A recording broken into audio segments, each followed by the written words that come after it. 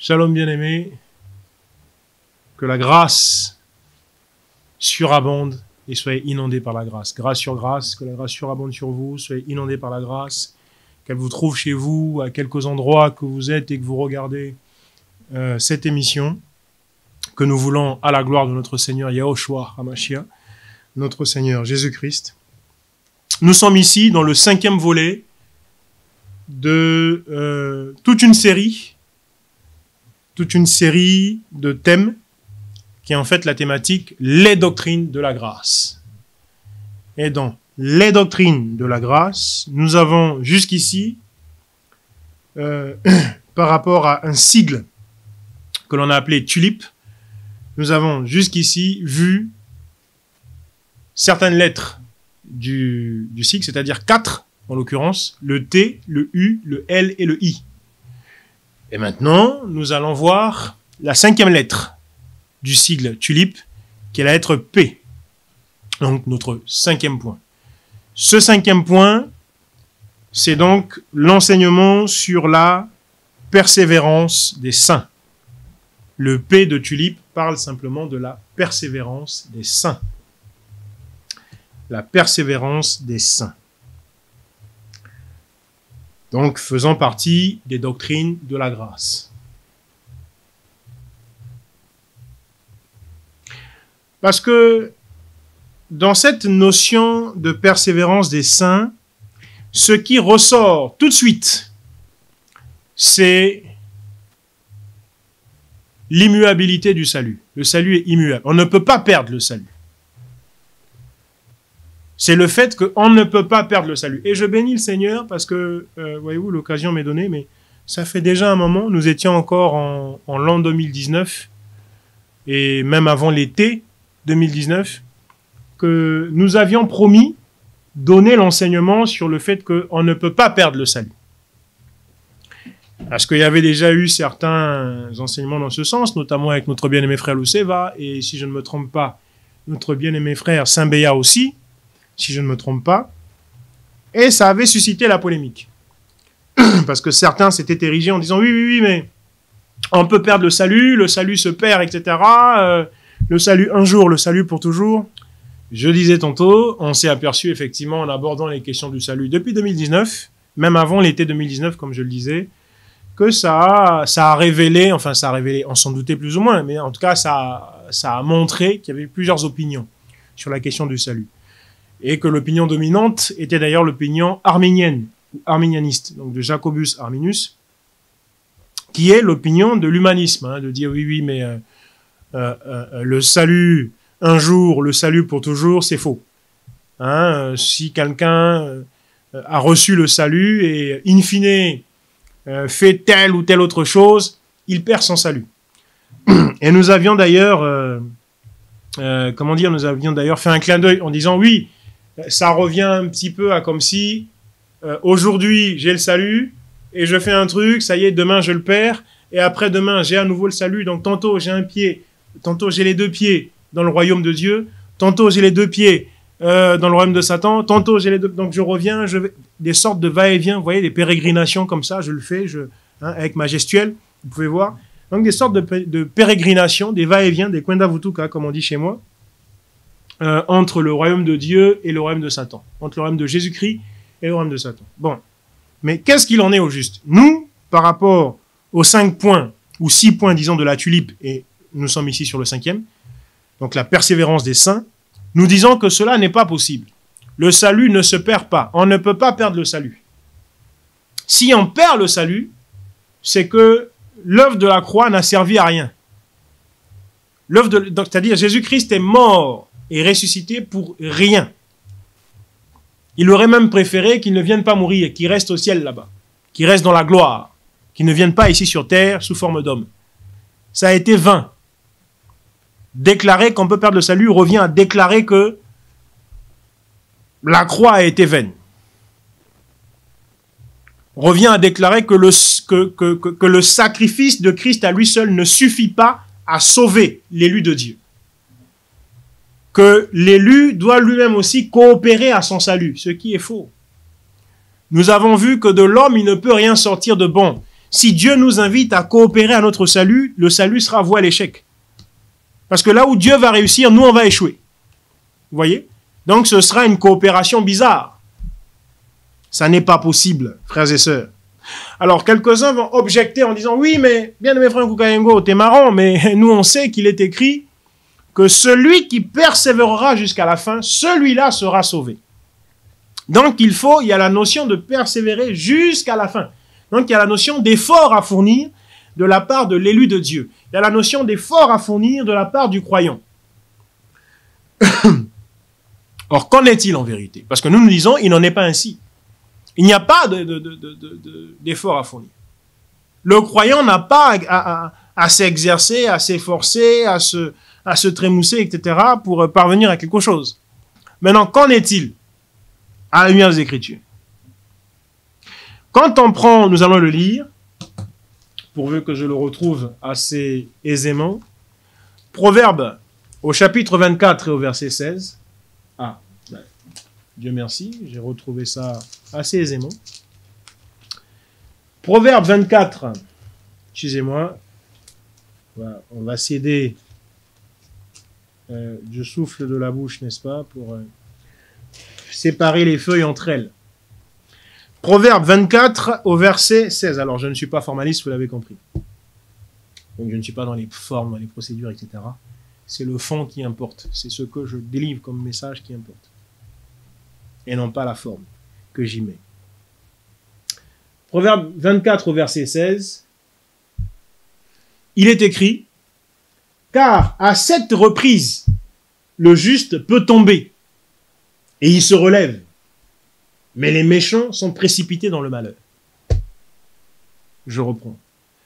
Proverbe 24 au verset 16. « Car à 7 reprises, 1, 2, 3, 4, 5, 6, 7, le juste peut tomber et il se relève. Mais les méchants sont précipités dans le malheur. » Vous voyez que l'élu de Dieu, parce que le juste ici c'est qui? C'est l'élu de Dieu. C'est le fils ou la fille de Dieu. C'est l'élu de Dieu. C'est lui le juste. Parce que c'est ceux-là que le Seigneur a justifiés. Hein? Ceux qu'il a prédestinés, il les a aussi justifiés. Ceux qu'il a justifiés, il les a aussi emmenés à ressembler au Fils, etc., etc. Vous savez? Vous vous souvenez, pardon? Voyez-vous? Donc le juste, c'est celui-là. C'est l'élu de Dieu. Et l'Écriture dit qu'il peut tomber autant de fois que faire se peut. Il se relèvera. Le chiffre 7 ici, quand il dit 7 fois le juste tombe, faut pas le voir comme étant un chiffre, c'est-à-dire il faut pas rester juste au niveau de l'arithmétique. Il faut voir le chiffre 7 comme étant l'élément perfectible, comme étant la perfection.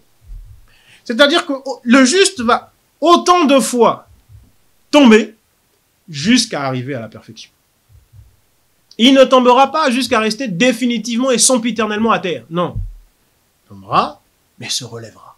Il tombera, mais se relèvera. Jusqu'à la perfection. Pour la simple raison qu'il ne peut que tendre à la perfection et non pas se perdre, pour la simple raison qu'il ne peut pas perdre son salut. Une fois qu'il a été justifié, il ne peut pas se retrouver dans une position de quelqu'un qui est à nouveau injuste. Ça n'est pas possible. Nous pouvons prendre l'image. Nous pouvons prendre l'image dans l'ombre de la circoncision dans la chair. Lorsque le prépuce est ôté, c'est pas possible qu'on vienne encore le greffer, qu'on vienne encore le remettre sur celui sur qui il a été ôté. C'est l'image du salut. Lorsque le salut est accordé, c'est pas possible qu'on vienne à nouveau l'ôter. Non. C'est le don gratuit de Dieu. Et Dieu ne se repent pas de ses dons ni de ses appels. Appel intérieur et non pas extérieur. Vous vous souviendrez pour ceux qui ont suivi le 4e volet. Dieu ne se repent pas de ses dons ni de ses appels. Le salut, c'est le don gratuit de Dieu. Dieu ne s'en repent pas, c'est-à-dire que Dieu ne peut pas le reprendre. Nous lisons cela dans Romains 11, au verset 9, au verset 29. Romains 11, au verset 29.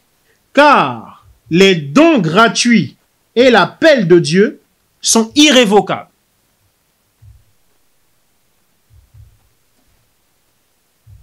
Les dons gratuits et l'appel de Dieu sont irrévocables. Or, le salut est le don gratuit, justement, de Dieu. C'est irrévocable. C'est immuable, ça ne peut pas s'annuler. Ça ne peut pas s'abroger. C'est-à-dire, on dit, bon, allez, c'est fini, tant on te l'avait donné, mais finalement, Dieu s'est trompé. Et puis, justement, ça ferait penser au fait que Dieu est un idiot, parce que, justement, Dieu n'est pas pression dans ce cas-là, parce que il va donner le salut à quelqu'un dont il ignore que demain, celui-là va le perdre. Mais pourquoi le lui donner? S'il va le perdre, pourquoi le lui donner? Alors qu'il dit bien le même Dieu que son don est irrévocable, qu'il ne reprend pas le don qu'il fait. Alors, pourquoi donner le don là? Pourquoi donner le salut? Ça veut dire que Dieu n'est pas pression. Ça veut dire que Dieu n'est pas omniscient. Ça veut dire que Dieu est idiot. Ou que Dieu a simplement la même intelligence que les humains. Il ne se repent pas de cela. Dans Jean 10, et c'est ici le plus fondamental de la doctrine de l'assurance du salut. Dans Jean 10, du verset 28 au verset 29, le Seigneur dit, « Mes brebis, je les sauve, et nul ne les ravira de... » On va aller lire ça, parce que c'est le texte fondamental de la doctrine de l'assurance du salut. C'est le texte fondamental. Donc on ne peut pas passer outre. Jean 10, du verset 28 au verset 29. Nous allons lire cela. Excusez-moi. Soyez en paix. Puisse la grâce surabonder. Oui, frères et sœurs, je suis un prédicateur de la grâce de Dieu. Je suis un prédicateur qui croit en la parole, qui croit en l'évangile, qui croit aux doctrines de la grâce. Et qui croit que c'est le seul évangile qui a été donné à l'Église. Que l'évangile arminien, qui n'est pas l'évangile, n'a pas sa place dans le corps de Christ. C'est un évangile qui trouble, qui ôte la paix. Or, le Seigneur est venu donner la paix qui surpasse toute intelligence et que le monde ne connaît point et que le monde ne peut pas donner. Ceux qui n'ont pas en eux l'assurance du salut sont des gens qui vivent troublés, terrorisés, paniqués au quotidien. Ils disent, oh, j'ai fait ceci, oh oui, j'ai perdu le salut, oh, Dieu m'a retiré le salut, oh là là, c'est dur, il faut que j'aille jeûner 10 jours pour retrouver mon salut, ah, il faut que j'aille faire 40 jours de jeûne pour retrouver mon salut. C'est des gens troublés, c'est la religion. Vous voyez? C'est la religion. Moi, l'avantage que nous avons avec la foi en Jésus-Christ, c'est que je vous l'annonce, pour ceux qui ne le savent pas, pour les arméniens, qui pensent que nous sommes une religion et que c'est après la mort de quelqu'un que Dieu va décider s'il sauve, s'il accorde le salut à cette personne ou pas. Je vous annonce que contrairement aux religions, que ce soit le judaïsme, contrairement au judaïsme, contrairement au mahométanisme, au bouddhisme ou autre encore, dans la foi chrétienne, qui n'est pas une religion et qui n'est pas le christianisme non plus, parce que le christianisme est une religion là où la foi en Jésus-Christ n'en est pas une, mais nous ne sommes pas ici sur cet enseignement-là. Je dis que moi aujourd'hui, s'il arrivait que le Seigneur me reprenne à lui, s'il arrivait que le Seigneur ôte en moi le souffle de vie, ou que je quitte cette tente de chair, j'irai dans la gloire. Si à l'instant où je suis en train de parler de ces choses, il m'arrivait un événement malencontreux, j'irai dans la gloire. Je crois cela. Et je crois que c'est ce que l'Évangile dit, non pas à moi, Koukaïngo, seul, mais à tous les élus de Dieu. Ce n'est pas mon apanage à moi, Koukaïngo, non, c'est l'apanage de tous les élus de Dieu. Tous les élus de notre Seigneur Jésus-Christ. Aussitôt il meurt, aussitôt il va dans la gloire. Parce que nous avons l'assurance du salut. Mais c'est en cela que l'Écriture dit nous avons la paix. La paix vient du fait que nous avons conscience que nous avons l'assurance du salut. Nous avons conscience que le salut nous a été donné et qu'il ne sera jamais ôté, qu'il ne sera jamais repris. C'est de là que vient notre paix. Et c'est ce qui nous différencie fondamentalement de la notion de religion. C'est pourquoi la foi en Jésus-Christ n'est pas une religion. Dans les religions, les gens sont incertains. Il y a l'incertitude. Ils ne savent pas. Ils disent, oui, non, c'est quand je vais mourir. On va peser d'un côté mes bonnes œuvres et de l'autre les mauvaises œuvres. Et puis le Dieu que je prie, selon les religions, hein, c'est un Dieu différent, le Dieu que je prie me dira, ah oui, écoute, bon, tu es mort aujourd'hui, je viens de peser tes bonnes œuvres, bon, bah finalement, tu es plutôt un malfaiteur, allez, tu vas dans mon enfer à moi. Ouah, tu es plutôt un bienfaiteur, allez, tu vas dans mon paradis à moi. Non. Nous, les chrétiens, nous ne croyons pas comme cela. Et c'est pour ça qu'il y a la suprématie, il y a la prééminence de la foi chrétienne sur toute religion que vous voulez, même sur le christianisme, qui est une religion et donc qui n'est venue pour sauver personne du tout. Parce que ce qui sauve, ce n'est pas le christianisme, c'est la foi en Jésus-Christ. Par christianisme, j'entends tout ce système humaniste qui a prêché l'évangile humaniste, qui a mis l'homme au centre, à commencer par l'église catholique romaine, que j'appelle moi le romanisme, jusqu'à toutes ces filles qui sont les églises arméniennes, où on confesse l'arménianisme. C'est ça la religion. Et ça ne les sauve pas. Parce qu'ils ne sont pas différents des autres. Ils ne sont pas différents des juifs, ils ne sont pas différents des mahométans, ils ne sont pas différents des bouddhistes. Ils ne savent pas. Quand vous parlez avec un arménien, vous lui dites, frère, tu es sauvé? Il dit, ah, je sais pas. Tout dépendra des œuvres que je vais faire ou pas. Ah, je n'en sais rien. Moi, vous me posez la question, Frank Koukayengo, tu es sauvé? Je vous dis, oui, je le suis. De telle manière que si, là, immédiatement, il m'arrivait quelque chose et que je quittais cette tente, je vais dans la gloire. Cette déclaration, un arménien ne peut pas la faire. Il a peur, il est terrorisé, il ne sait pas. Moi, je sais. Parce que je sais en qui j'ai cru. Il est fidèle pour accomplir ses promesses.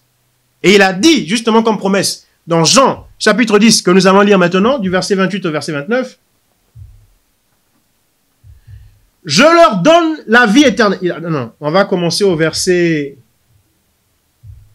27. « Mes brebis entendent ma voix. Je les connais et elles me suivent. » Verset 28. « Je leur donne la vie éternelle et elles ne périront jamais. » Périr ici signifie aller en enfer. Elles n'iront jamais en enfer, les brebis du Seigneur. Elles ne périront jamais. Et personne ne les arrachera de ma main. La main, ce n'est pas la main de Koukayengo, hein, c'est la main de notre Seigneur Yahushua. Personne ne les arrachera de sa main à lui. Verset 29. Mon Père qui me les a donnés est plus grand que tous. Et personne ne peut les arracher de la main du Père.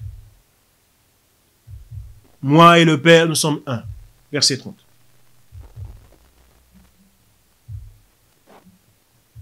C'est le texte fondamental de l'assurance du salut. J'ai un Dieu qui s'appelle Jésus-Christ et qui fait des promesses vis-à-vis desquelles il est fidèle, pour lesquelles il est extrêmement fidèle. Il est exagérément fidèle.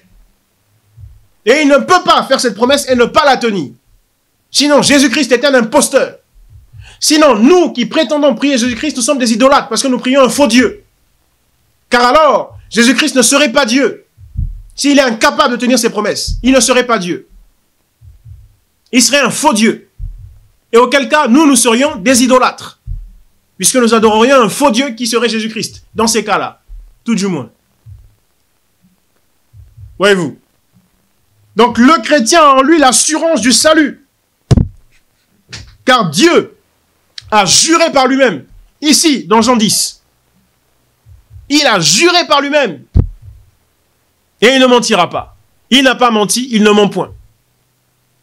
L'élu de Dieu ne peut pas tantôt être ici en enfer, tantôt faire des voyages comme ça, des coins d'Avutuka. Non, ces pérégrinations-là ne concernent pas les élus de Dieu. Si quelqu'un pense faire ce genre de pérégrination, c'est qu'alors c'est un réprouvé. Ça n'est pas un élu. C'est-à-dire, il est élu, oui, mais pour l'enfer. Pas pour la vie éternelle. Pas pour le royaume de Christ. C'est un réprouvé. Il est dans la réprobation éternelle. Et non pas dans le salut éternel. Voyez-vous?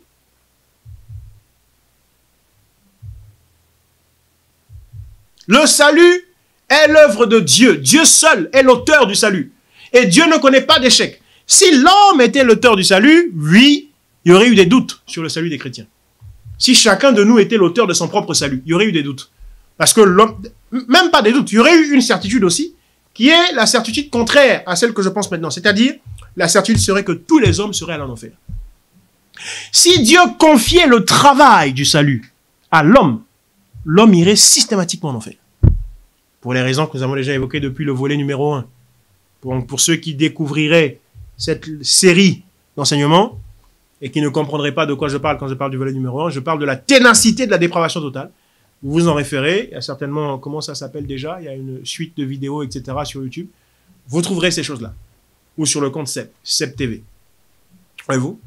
Tous les hommes seraient morts. C'est-à-dire, mort ici, qui est l'enfer, la seconde mort. Si Dieu confiait le salut à l'homme, si Dieu faisait de l'homme l'auteur du salut, l'homme ne peut pas être l'auteur du salut. Seul Dieu l'est. C'est l'œuvre de Dieu. C'est l'œuvre exclusive de Dieu, seul et uniquement. C'est pour ça que nous pouvons être assurés qu'il réussira. Parce que notre Dieu ne connaît point d'échec. En lui, il n'y a que réussite, et aucunement échec.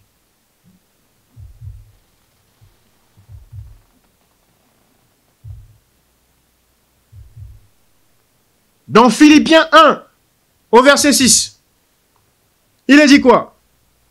Il est dit, le Seigneur poursuivra l'œuvre jusqu'à son terme. Il est le Dieu d'œuvre achevée. Excusez-moi. Quand il commence une chose, il achève ce qu'il a commencé. Il est au commencement et il est à la fin. Donc, le thème sur la persévérance des saints peut même être vu mieux que ça, sur la notion de préservation des saints. Les saints sont préservés dans la grâce de Dieu. C'est-à-dire qu'ils ne peuvent que persévérer jusqu'à la fin. C'est pas possible autrement. C'est pas possible autrement. Nous allons faire deux autres lectures. 2 Thessaloniciens, chapitre 3, verset 3, et 2 Timothée, chapitre 1, verset 12. Donc, pour l'instant, 2 Thessaloniciens 3, au verset 3. 2 Thessaloniciens 3, verset 3. Alors, où suis-je? 2 Thessaloniciens. Voilà, 2 Thessaloniciens 3. Voilà, c'est-à-dire chapitre 3. Excusez-moi. On fait au mieux qu'on peut avec les mains de bord. Plutôt que d'humidifier le doigt et de faire comme font certains, j'aime mieux souffler, voyez-vous, pour séparer les feuilles. Je trouve ça plus hygiénique, soit dit en passant. 2 Thessaloniciens 3, verset 3. Mais le Seigneur est fidèle. Il vous affermira et vous gardera du mal. C'est le Seigneur qui nous affermit et qui nous garde du mal. Mais écoutez les amis, dites-moi un peu, dites-moi. Le Seigneur dit, nous sommes ses brebis. Lui, il est le bon berger. Prenons cette allégorie-là. Si une brebis se perd, si dans un troupeau, un troupeau qui a un berger, et qui plus est qui dit être le bon berger, si une brebis se perd, est-ce que c'est la responsabilité de la brebis ou c'est la responsabilité du berger? À qui sera la faute? À la brebis ou au berger? Qui n'aura pas fait son travail? Est-ce la brebis qui n'aura pas fait son travail ou le berger qui n'aura pas fait le sien? Eh bien, c'est le berger. Le berger n'aura pas fait le sien. Parce que le travail du berger, c'est de garder les brebis. Qu'il ne s'en perde aucune. Que le loup ravisseur n'en ravisse aucune. Que le loup n'en dévore aucune. Alors, si Christ est notre berger, nous sommes son troupeau. Et que dans son troupeau, il y en a qui perdent le salut, qui perdent la vie éternelle. C'est que c'est Christ qui a failli. C'est lui qui a mal fait son travail, c'est lui qui a été incompétent. C'est pas la brebis qui a été incompétente. Parce que se préserver du loup, c'est pas le travail de la brebis. La brebis n'a pas les moyens, n'a pas les capacités vis-à-vis du loup. Mais le berger a toutes les capacités pour repousser et chasser au loin le loup. Donc si moi, la brebis, Kukayengo, je perds le salut, ça veut dire que mon berger est incapable. Mon berger est impuissant. Mon berger a failli. Mon berger n'a pas bien fait son travail. Mais si mon berger, c'est en même temps Dieu, vous imaginez un Dieu qui ne fait pas bien son travail. Un Dieu qui est impuissant vis-à-vis du loup. Un Dieu, puisqu'il n'a pas pu me protéger du loup ou de la mort. Un Dieu qui est incompétent. Un Dieu qui est un froussard, qui lorsqu'il a vu le loup venir, s'est enfui. Là où au contraire le Seigneur dit non, celui qui fuit, c'est le mercenaire. Mais le bon berger ne fuit pas quand il voit le loup venir. Il va affronter le loup, jusqu'à s'il le faut, donner sa vie au loup pour l'intérêt de la brebis. Voyez-vous? Non, nous avons l'assurance du salut. Le salut ne se perd pas. Parce que ce n'est pas moi qui travaille à mon salut pour que je le perde demain. C'est le Seigneur qui travaille à mon salut. C'est lui qui fait l'œuvre globale, totale et complète du salut. Et je n'en ai aucune responsabilité. Lui, il a toute la responsabilité. Lui seul. C'est pourquoi je dis à lui seul la gloire. Jésus-Christ. Que la gloire ne revienne qu'à Jésus-Christ et à personne d'autre. Dans ce temps où des faussaires, des imposteurs vont venir vous dire « Ah, le salut, c'est en écoutant tel prophète. Le salut, c'est en écoutant tel ceci qui serait le messager de Dieu de votre temps. » Non. Non. Non. On ne perd pas le salut. Le salut ne se perd pas. Nous avons l'assurance du salut. Vous, quand vous voyez que quelqu'un qui en apparence était sauvé, qui faisait partie du corps de Christ, et qui demain agit mal ou qui demain meurt dans les scandales, vous vous dites, ah, vous voyez, ce frère-là ou cette sœur-là a perdu le salut. Non, ce que vous ignorez, c'est que dans nos chapelles, dans nos assemblées chrétiennes, il y a le blé et il y a l'ivraie. L'ivraie vous scandalise. L'ivraie finit par vous montrer qu'ils n'ont pas le salut en eux. Et vous, en pointant l'ivraie du doigt, vous dites, ah, il a perdu le salut. Non, l'ivraie n'a jamais reçu le salut. Mais vous, comme vous le voyez dans l'Assemblée des Saints, vous dites il est chrétien. Non, n'est pas chrétien tout le monde qui dit Jésus, Jésus de ses lèvres. N'est pas chrétien tous ceux qui foulent le seuil des portes de vos lieux de rassemblement dans vos assemblées chrétiennes. Non. Ce sont des ivraies. C'est la mauvaise semence. C'est la semence du serpent. Mais qui se rassemble avec vous dans vos saintes convocations. Vous qui êtes le blé, vous qui êtes la semence de Dieu, vous qui êtes la postérité de la femme, à côté à la postérité du serpent. Et ces deux postérités évoluent ensemble dans nos chapelles. Ce sont ceux-là qui n'ont pas le salut en eux. Et quand vous les voyez, vous dites, ah, mais la preuve qu'on peut perdre le salut, regardez tel frère, regardez telle sœur. C'était pas un frère, c'était pas une sœur. C'était la semence du serpent. C'était l'ivraie. Quant au blé, jamais il ne perdra son salut. Il pourra tomber. On a vu ici, 7 fois il tombe. Le Seigneur le relèvera. Il tombera autant de fois jusqu'à ce que Dieu le relève et qu'il témoigne de la magnificence et de la gloire de Dieu. Parce qu'autrement, il n'en est pas possible. Sinon, Dieu est un incompétent. Dieu est un idiot. Et pourquoi prier un idiot? Pourquoi prier un incompétent? Je suis moi-même idiot. Mais tant qu'à faire, autant me prier moi-même que d'aller prier un autre idiot comme moi. Autant me prier moi-même. Si je prie quelqu'un, c'est parce que lui au moins n'est pas idiot.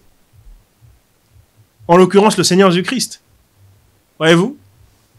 Donc, il y a toute une panoplie. On va faire une dernière lecture. Oui, parce qu'on a fait celle de 2 Thessaloniciens 3.3, non? Je ne sais plus. Voilà, mais le Seigneur est fidèle, il vous affermira et vous gardera du malin. Ok, on peut aller lire 2 Timothée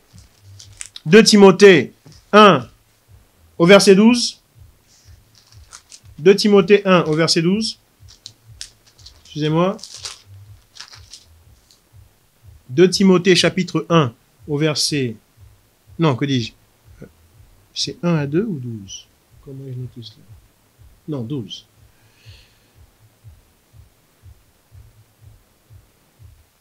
Et pour cause, j'endure ces souffrances. C'est Paul ici qui parle, notre bien-aimé frère Paul.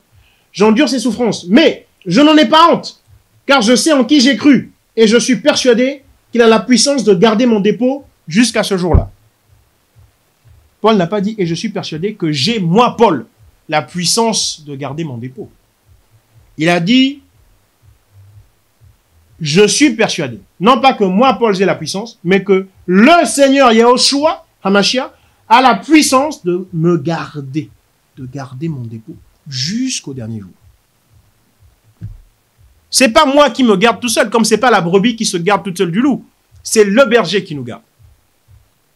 Psaume 23. L'Éternel est mon berger. Il me fait reposer dans les verts pâturages. Sa houlette et son bâton me rassurent, etc., etc. Le berger, ce n'est pas un Kukayengu. Ce n'est pas Paul ici. Ce n'est pas Apollos. C'est le Seigneur Yahushua. Et avec un tel berger, je puis vous assurer qu'aucune brebis ne peut se perdre. Surtout avec, je mets l'emphase sur Jean 10, 28, personne ne ravira les brebis de sa main. Personne. Le chrétien a l'assurance du salut. C'est ce qui nous distingue. Si on note la notion d'assurance du salut, alors la foi chrétienne devient une religion. Et puisqu'en devenant une religion, nous serons tous détruit. Aucun de nous ne sera sauvé. Aucun.